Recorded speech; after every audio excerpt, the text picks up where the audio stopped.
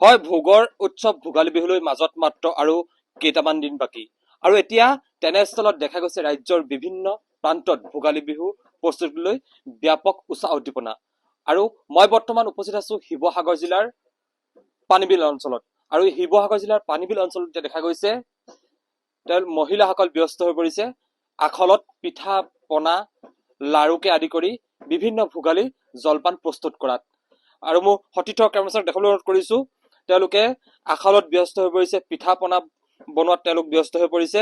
আৰু তাৰ সমান্তৰালকৈ ইয়াত দেখিবলৈ পোৱা গৈছে যি গ্ৰাম্য সমাজত যি হেৰাই যাব ধৰা এবিধ বিশেষ সঁজুলি ঢেঁকীত পিঠা খুন্দি তেওঁলোকে তাৰ কাষতে তেওঁলোকে পিঠা পনা প্ৰস্তুত কৰিছে।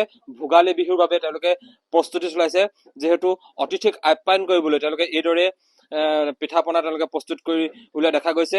আৰু আমি কথা পাতিম ইয়াৰ যিসকল লোক ব্যস্ত হৈ আছে। বাইদেউ কি ক'ব, যিহেতু ভোগালী বিহু সমাগত আৰু দেখা গৈছে আপোনালোকে এইদৰে দিনে নিশাই ব্যস্ত হৈ পৰিছে, পিঠা বনোৱাত ব্যস্ত হৈ পৰিছে, আখলত ব্যস্ত হৈ পৰিছে, কি ক'ব কিমান দিনৰ প্ৰস্তুতি? এতিয়া আজি 10 দিন মানৰ হৈছে পিঠা বনোৱা। তিল পিঠা বনাই আছো, মই তিল পিঠা বিক্ৰী কৰো। মাঘৰ বিহুৰ কাৰণে মানে পিঠা বনাই আছো। আপুনি ক'ত ক'ত বিক্ৰী কৰে? মই কল্যাণী আৰু শিৱসাগৰ এখন দোকানত বিক্ৰী কৰো। কল্যাণী বালিঘাট কল্যাণী বুলি কয়, সেইখনত বিক্ৰী কৰা হয়। আমি শুনিছো আপুনি আপোনাৰ এই যি পিঠা ৰাজ্যৰ অসমৰ উপৰি আপোনাৰ অসমৰ বাহিৰতো গৈছে, ক'ত ক'ত গৈছে?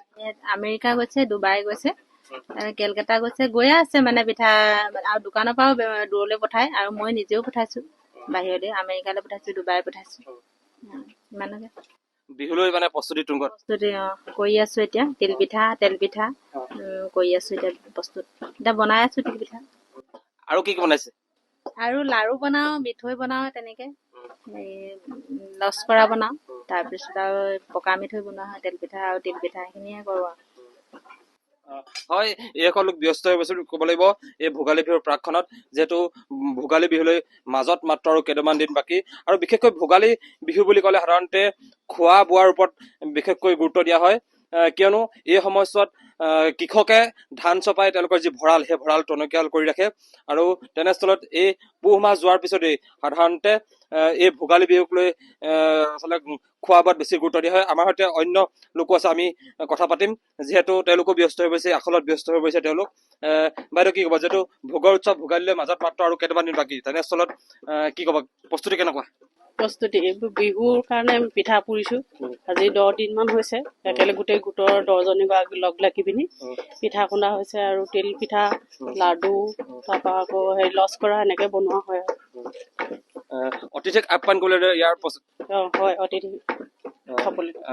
যিহেতু ভোগালী বিহু বুলি ক'লে সাধাৰণতে দেখা যায়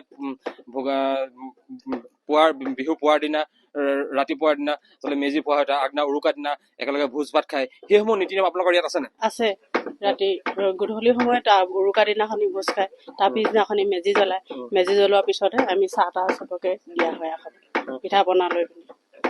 এইবাৰ উৰুকাৰ নিশা ভোজ হ'বনে? হ'ব। কিহে আয়োজন কৰিছে? কিহে মানে হ'ব।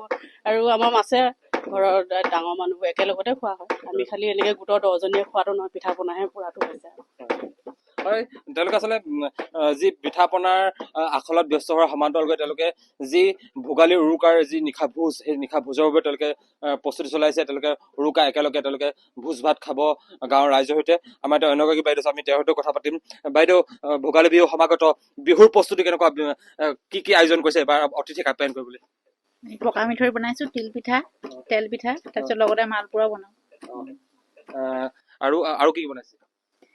আৰু তেনেকে একো বনোৱা নাই। চিৰা সান্দহ সেইবিলাক নিজে প্ৰস্তুত কৰা নাই, তথাপিতো কিনি আনি ঘৰত থৈছো। লাৰু পিঠা বনাইছে? এইবাৰ উৰুকা নিশা ভোজ খাবনে? খোৱা হ'ব। হয়, তেওঁলোকে এইদৰে আখলত আচলতে ব্যস্ত হৈ গৈছে বুলি ক'ব লাগিব।